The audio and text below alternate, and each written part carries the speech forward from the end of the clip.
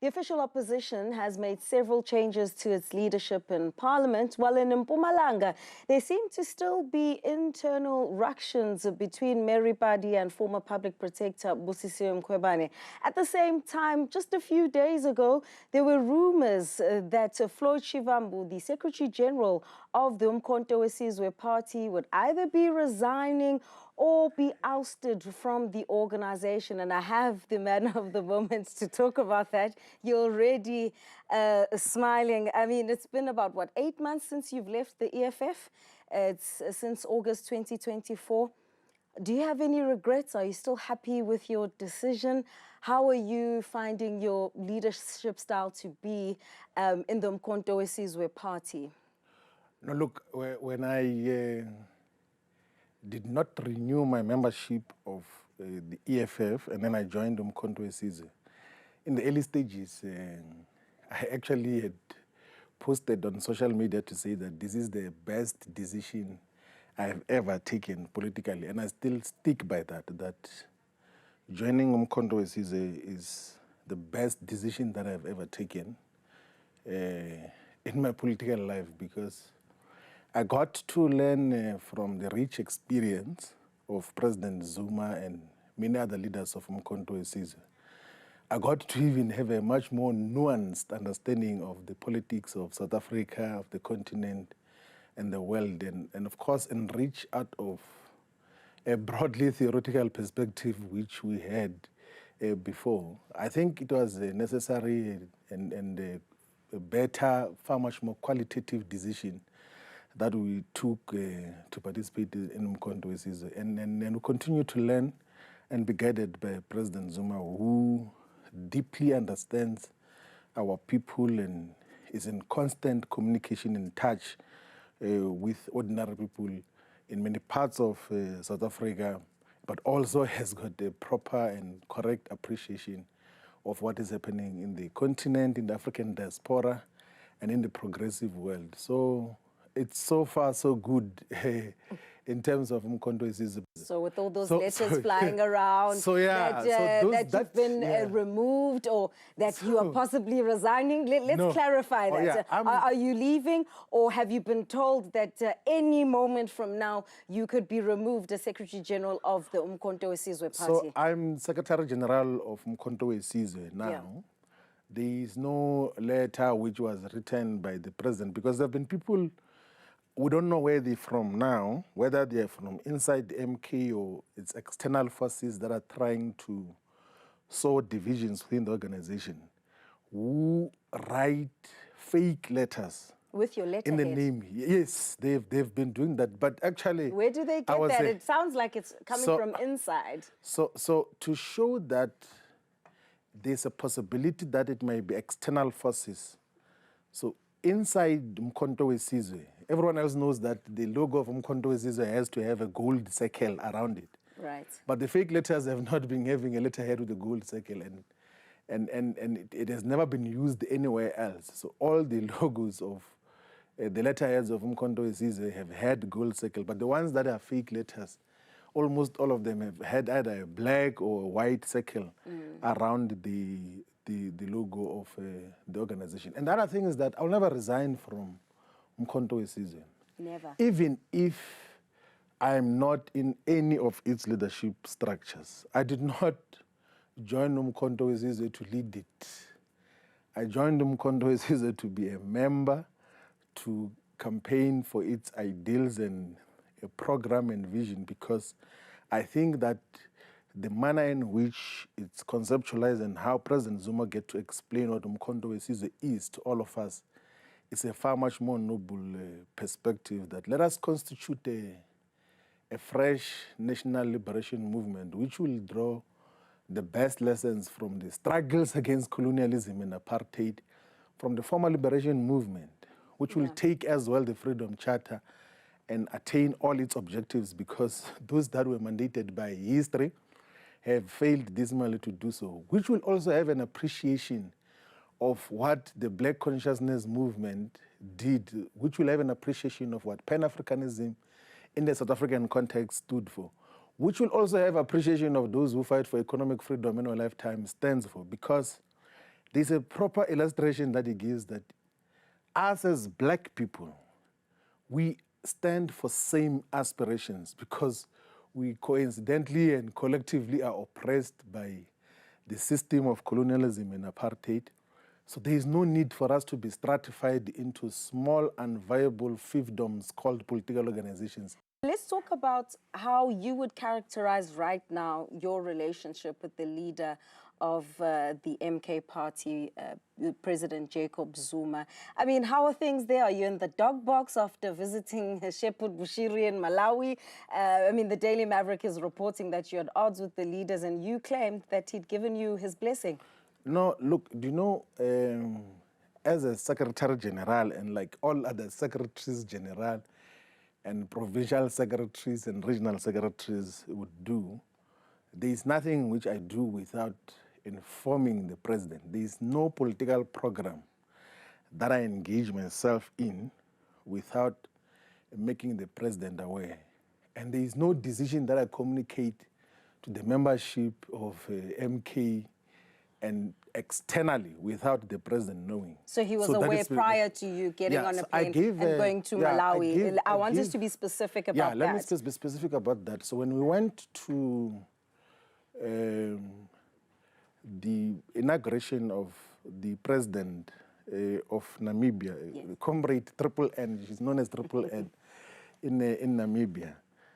So after the inauguration, when we were now at the tables where they were serving lunch after the official inauguration, I did say that we were sitting with former President Joyce Banda and the former President Masisi of Botswana. So Joyce Banda is the former president of Malawi. Yes.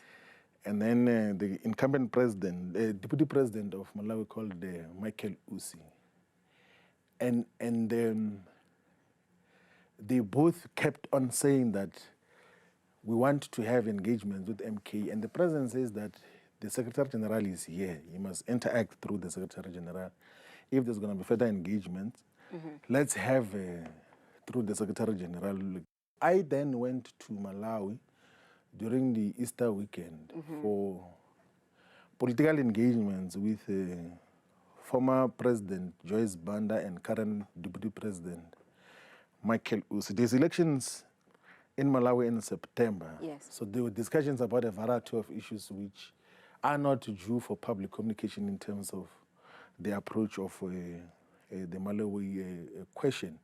But that was primarily the whole thing. And one thing which I never apologized on and I will never apologize on is when I went to see Prophet Shepherd Bushiri and then he said, let's go to church.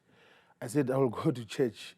I'm like those who say that I am glad when they say unto you, let us go into the house of the Lord. I'm compliant. Despite the concerns of him evading arrest and what that means for the MK party and what it stands for and constitutionalism and upholding the rule of law. I honestly I mean, those were genuine. You can admit those were genuine concerns, right? No, I think they were misplaced actually. Like I think there was just unnecessary misplaced exuberance around it because I'm not responsible for law enforcement in South Africa, one, but two, as a matter of fact, there is no court ruling in Malawi within the criminal justice system that links both countries that has instructed that he must be deported to South Africa. If there was such, he would be hiding in Malawi, then that would have made him a fugitive.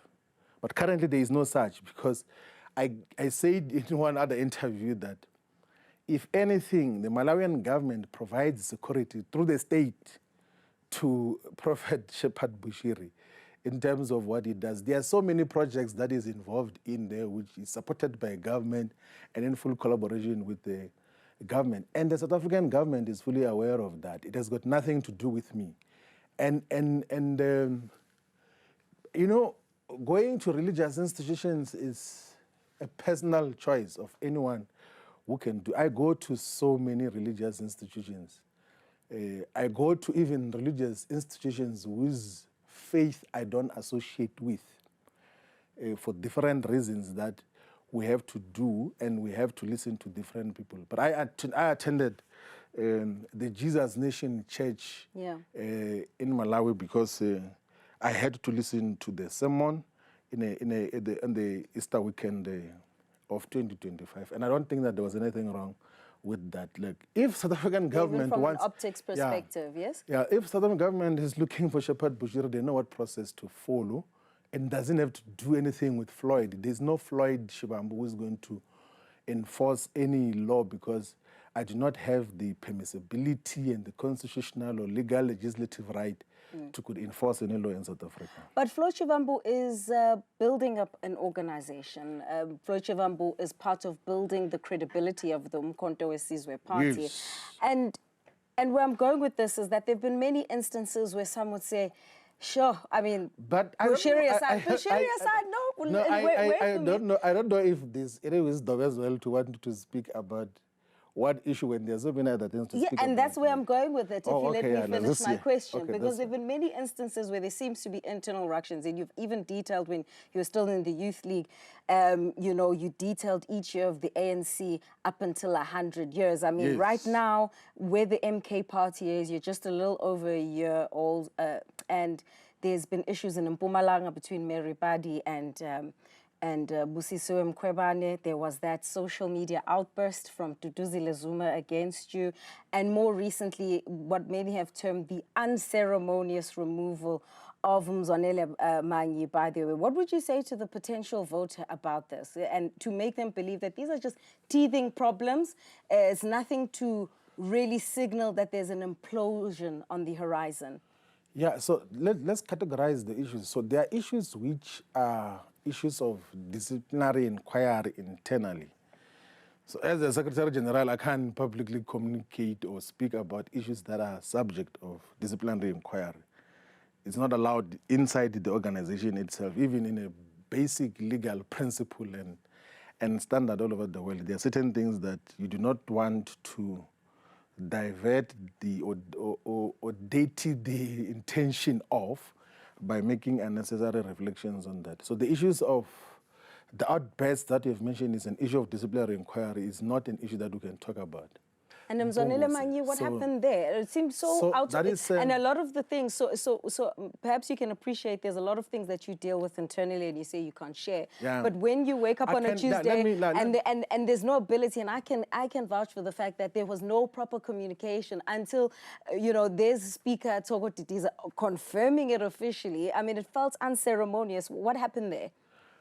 No, look, so, you know, the leadership that is deployed in Parliament gives the leadership collective of the national officials of Umkhonto weSizwe constant reports and review on who they believe should play which roles at what certain periods of time. Yeah.